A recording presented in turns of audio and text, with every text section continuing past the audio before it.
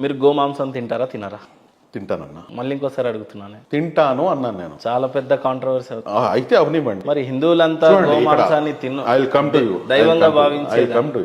చూడండి, ఒక విషయం అయితే నేను మీకు చెప్తాను. అదేంటంటే, నేనైతే ఏం చెప్తానంటే, ఏదైతే మన ఆవు ఇది ఉందో జంతువు ఉందో దాన్ని మీరు జాతీయ జంతువుగా మీరు ప్రకటించండి. నంబర్ 1. నంబర్ 2, పూర్తిగా నిషేధించండి. నేను మీరు తింటారా అంటే తింటాను అని చెప్పి స్పష్టంగా ఎందుకు చెప్పానంటే, నా ధర్మం నాకు తినే పర్మిషన్ ఇచ్చింది.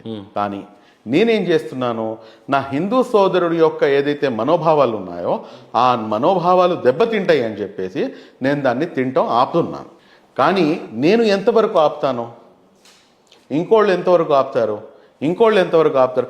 అది అవైలబిలిటీ ఉన్నంత వరకు తింటూనే ఉంటారు. కానీ మీరు ఒక తెలిసిన నాగరికత అంటే నేను మానేశాను.